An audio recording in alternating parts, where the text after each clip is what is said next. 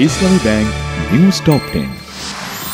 London ক্লিনিকে প্রথম দফার চিকিৎসা শেষে বড় ছেলে তারেক রহমানের বাসায় ফিরেছেন বিএনপি চেয়ারপারসন সাবেক প্রধানমন্ত্রী বেগম খালেদা জিয়া।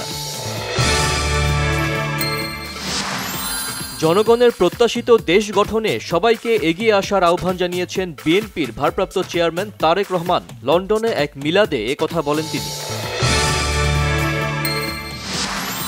সরকারের ছত্রছায়ায় দল গঠনের উদ্দেশ্য নেই বৈষম্য বিরোধী ছাত্র আন্দোলনের। ছাত্রদের মধ্য থেকে দায়িত্ব পাওয়া ৩ উপদেষ্টাকে রাজনীতির মাঠে দেখার সম্ভাবনা নেই জানালেন সমন্বয়করা।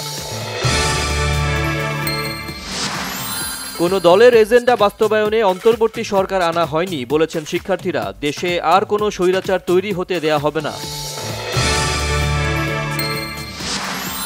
জানুয়ারির প্রথম সপ্তাহের মধ্যেই বই পাওয়ার কথা থাকলেও মার্চের আগে সব পাঠ্যপুস্তক পাচ্ছে না শিক্ষার্থীরা।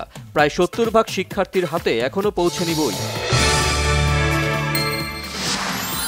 দেশের বিভিন্ন স্থানে তীব্র ঠান্ডা ও ঘন কুয়াশায় ব্যাহত হচ্ছে স্বাভাবিক জনজীবন। শীতের তীব্রতায় নাকাল উত্তরের বেশ কয়েকটি জেলা। ভারতের বেঙ্গালুরুতে ২৮ বছর বয়সী এক বাংলাদেশি নারীকে ধর্ষণের পর হত্যার অভিযোগ উঠেছে। একটি লেকের কাছ থেকে উদ্ধার করা হয়েছে তার মরদেহ। যুক্তরাষ্ট্রের বিভিন্ন শহরে অভিযান চালিয়ে ৫০০রও বেশি নথিপত্রবিহীন অভিবাসীকে গ্রেপ্তার করেছে মার্কিন অভিবাসন এজেন্টরা।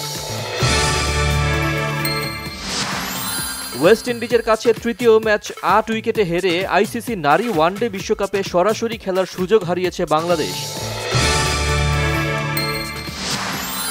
অস্ট্রেলিয়ান ওপেন টেনিসের সেমিফাইনালে চোটে খেলা শেষ করতে পারেননি নোভাক জকোভিচ। ওয়াকওভার পেয়ে পুরুষ এককের ফাইনালে আলেকজান্ডার জেভেরেভ।